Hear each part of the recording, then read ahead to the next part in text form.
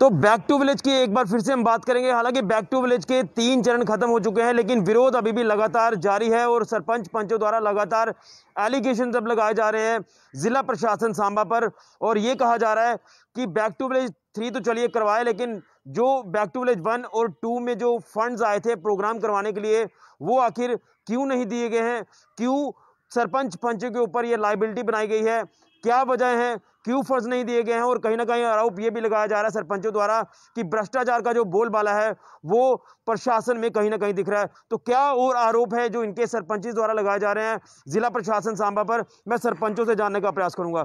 तो क्या वजह है जो आज आप आरोप लगा रहे हैं कि फंड्स नहीं रिलीज किए, भ्रष्टाचार का बोलबाला है? आखिर क्या वजह है, क्या पूरी कहानी है, ये हमारे दर्शकों को बताने का प्रयास करिए।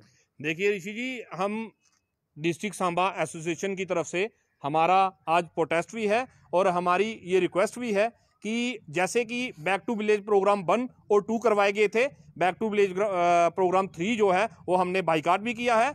हम आपको बता दें कि बैक टू विलेज 1 और 2 जो प्रोग्राम करवाए गए थे उसमें हम सभी सरपंचिस पंचिस को बोला गया था कि आप इसका जो खर्चा है वो करिए, हम आपको जो खर्चा होगा गवर्नमेंट की तरफ से आएगा आपको दे देंगे। लेकिन आज साल होने को है, वो जो खर्चा है बैक टू विलेज 1 और 2 का वो हम लोगों को नहीं दिया गया। हमारी डिस्ट्रिक्ट में कुछ ब्लॉक जो हैं 9 ब्लॉकों में से उनको वो खर्चा दिया गया है, बाकी जो ब्लॉक हैं पंचायतें हैं उनको वो खर्चा नहीं मिल पाया। इसके लिए हम अपने डीपीओ साहब, एसीडी साहब और डीसी साहब से जब हमारी भेंट हुई थी हमने उनको भी इसके बारे में बोला था। जम्मू प्रेस क्लब में हमने धरना दिया था तो उसमें भी हमने जो हमारी डिमांड्स थी उसमें ये स्पेशल लिखा था कि ये जो फंड्स हैं हमें अभी तक रिलीज नहीं हुए हैं। कहीं ना कहीं हमें ऐसा लग रहा है कि भ्रष्टाचार का एक नेक्सस जो हमारी डिस्ट्रिक्ट सांबा में चल रहा है, जिसके चलते हुए हमारे लोगों को बेवकूफ बनाया जा रहा है। एक बैक टू विलेज 1 और 2 प्रोग्राम जो हुए थे उसके मुतालिक बैक टू विलेज 3 प्रोग्राम जो करवाया गया है उसके रिलेटेड हमारे जो फंड्स आए थे प्रोग्राम करवाने के लिए अभी तक हमारे सरपंचों को फंड्स नहीं मिले हैं। सरपंचों ने अपनी जेब से 40-40, 50-50 हजार रुपया खर्चा था और प्रोग्राम करवाए थे, क्योंकि प्रोग्राम जब बैक टू विलेज शुरू हुआ था तो लोगों में बड़ा उत्साह था, खुशी थी कि माननीय प्रधानमंत्री का जो सपना है पंचायतों को सशक्त करने का, उसमें चलो गांव की ओर, अब गांव में हमारी जो है काया पलट होगी, हमारे गांव में काम होंगे। तो उसको लेकर सरपंचिस पंचिस ने भी खुलकर अपना सहयोग किया, बड़े बड़े प्रोग्राम करवाए, टेंट वगैरह लगवाए, रोटी खिलवाई, वहां पे जो आए थे उनकी आओ भगत की। उसके उपरांत आज तक हमारा वो जो खर्चा हुआ था, हमने बैक टू विलेज जब 2 हुआ था तब भी हमारे उच्च अधिकारियों को बोला था, अब बैक टू विलेज 3 है, हमारी तरफ से बाइकआउट था, फिर भी हमने ये डिमांड रखी कि हमारे पंचायतों के जो सरपंचिस हैं पंचिस हैं उन्होंने इकट्ठे करके ये पैसे लगाए थे, क्योंकि हम भ्रष्टाचारी नहीं हैं, हम ईमानदारी से काम करते हैं, हम सरपंच पंच लोगों के चुने हुए हैं और हम सरकार के साथ चल रहे हैं। और हमारी ये डिमांड है कि मोदी राज में भी करप्शन का एक नेक्सस जो है हमारे सांबा में चलाया जा रहा है। इसके विपरीत मैं दूसरी आपको बात बता दूं, इसी के साथ कुछ पंचायतें हमारी डिस्ट्रिक्ट सांबा की हैं जिनके पंचायत घर नहीं है, उनके पंचायत घर नहीं है।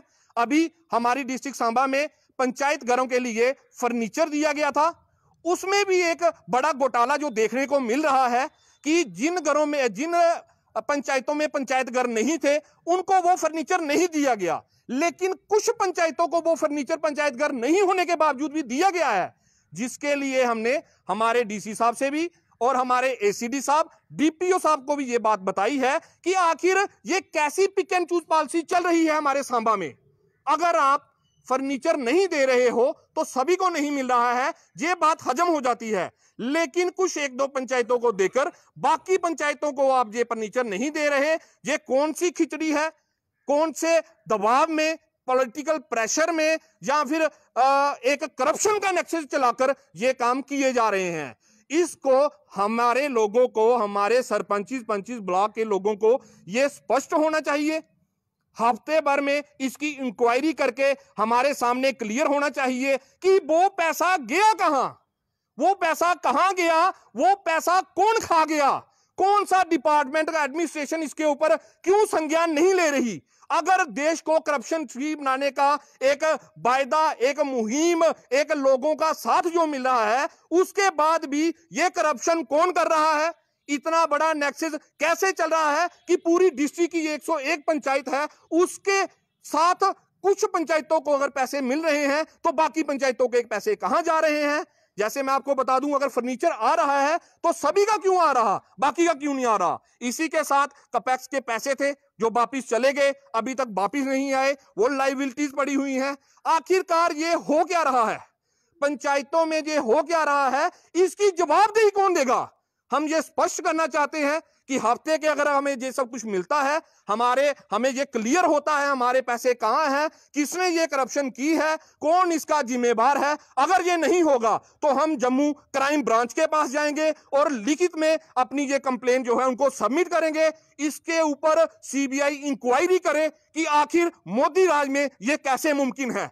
एक तरफ तो भ्रष्टाचार खत्म करने के लिए इतनी बड़े वादे किए जा रहे हैं और दूसरी तरफ ग्राउंड रियलिटी जो जिसे ग्रास रूट के सरपंचिस पंचिस बोलते हैं, ग्रास रूट की इनकी जो अपनी लोगों के साथ ये अपना कामजाम कर रहे हैं, उनका पैसा, पंचायतों का पैसा कोई खाए जा रहा है और इसको कोई भी इतनी सीरियसली नहीं ले रहा है, इसको कोई भी बात ये सीरियसली नहीं ली जा रही है।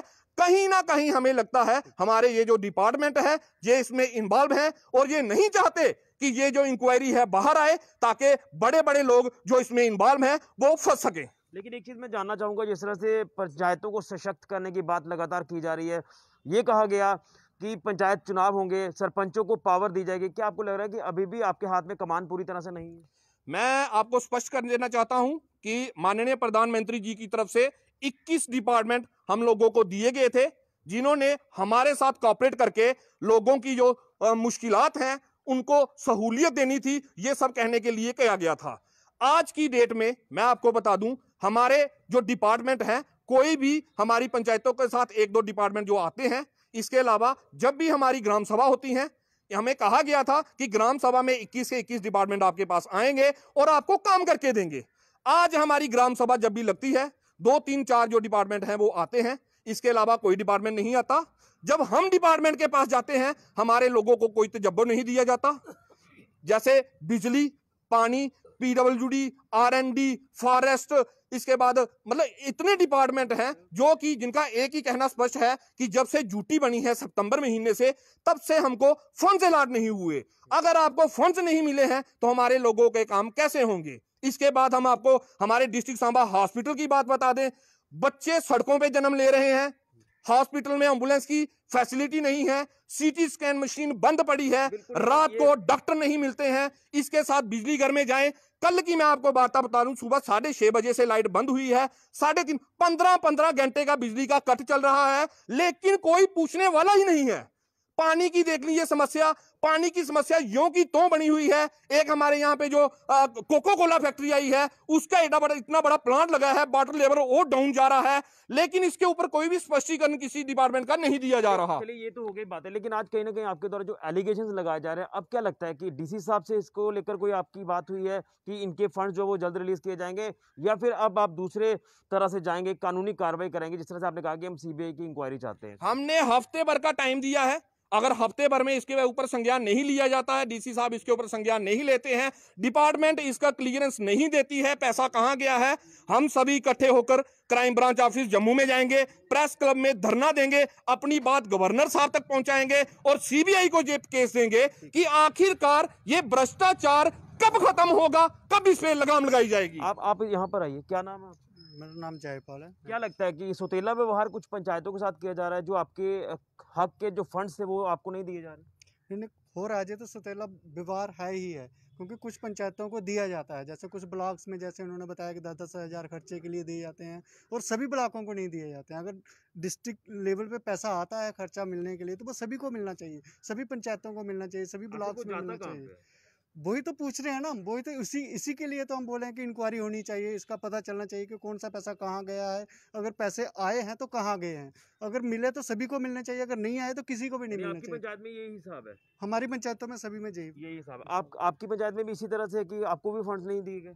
हाँ, मैं रामनगर पंचायत से सरपंच हूँ, तीसरी बार जीत कर आया हूँ, लेकिन जो जो वायदे हमारे साथ किए गए हैं, बैक टू फर्स्ट के वायदे किए गए, हमने खुशी के साथ जैसे हमारे मनोरंजन आता है ऐसे बच्चों को भी बुलाया, बूढ़ों को भी बुलाया, सभी लोगों को बुलाकर हमने वहाँ जग भी रखे।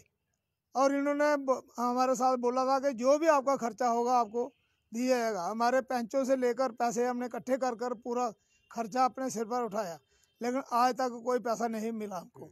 और उसके बाद दोबारा बैक टू हमारे ऊपर थोप दिया। उसको हमने बाईकाट किया, बाईकाट करने की कोशिश की। एक दिन बाईकाट किया, दूसरे दिन डीसी साहब ने, तहसीलदार साहब हमारे पास भेजकर मीटिंग हुई और उन्होंने बोला कि आप हमारी बात मानो, आपका खर्चा ही मिलेगा, लेकिन जो काम है आपके वो भी होंगे। हमारे 2 पंचायतों को हमको 5-5 लाख डीसी साहब ने दिया। हमारे पास रिकॉर्ड है, लिखते हैं, और वो भी पैसा कहाँ गया हमारे पास नहीं आया। दोनों पंचायतों किसी के पास नहीं आया। हमने काम करा दिए हैं, लोग हमारे से पैसे मांगते हैं, कहाँ से देंगे पैसे। और जो हमने बैक टू फर्स्ट में काम लिखवाए थे वही 2 में लिखवाए। चलिए वो तो हो गया, काम तो लगातार लिखवाए जा रहे हैं लेकिन हो नहीं रहे ना, हो नहीं रहा, कोई भी नहीं हो रहा। ये झूठे जुमले बता रहे हैं। और जो आज तक किसी ब्लॉकों को पैसे दे दिए हैं, 10-10 हज़ार दिया है, 2 हज़ार दिया है, हमारे सांबा में किसी को भी एक पैसा नहीं मिला, किसी को भी एक पैसा नहीं हम चाहते हैं कि इसकी पूरी CBI जांच होनी चाहिए। हमारा क्या है कि सेंटर से पैसा कुछ पंचायतों को छोड़कर कुछ का नाम लिखकर पीछे से आता है, या इधर आकर उसकी डिमांड बांटी जाती है।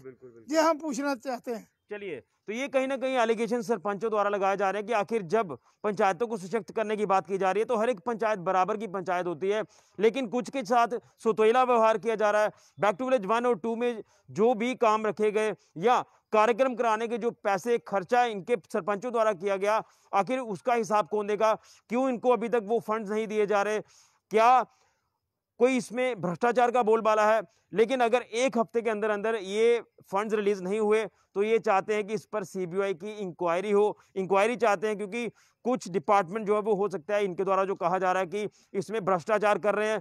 लेकिन अब देखना ये होगा कि जिस तरह से इन्होंने कहा कि कुछ पंचायतों को फर्नीचर मिला है, कुछ पंचायत घर ऐसे हैं जहां पर अभी तक पंचायत घर ही नहीं है, वहां पर फर्नीचर दिया गया है। कहीं ना कहीं कई सारी बातें जो है वो निकलकर सामने आ रही हैं। लेकिन बैक टू विलेज का ये जो कार्यक्रम किया गया है, 3 चरण कंप्लीट हो चुके हैं, अभी तक इसका विरोध थमने का नाम नहीं ले रहा। और अब जो एलिगेशंस लगाए जा रहे हैं ये लगाए जा रहे हैं फंड्स को लेकर। यानी अगर सेंट्रल गवर्नमेंट हर एक पंचायत को बराबर के फंड्स दे रही है तो आखिर यहाँ पर आके जो नई लिस्टें बनती हैं क्या उसके हिसाब से सिफारिशों का दौर चलता है? सिफारिशों के हिसाब से पंचायतों को पैसे दिए जाते हैं जो उन्होंने खर्चा किया होता है, लेकिन अभी तक इनको पैसे नहीं मिले हैं।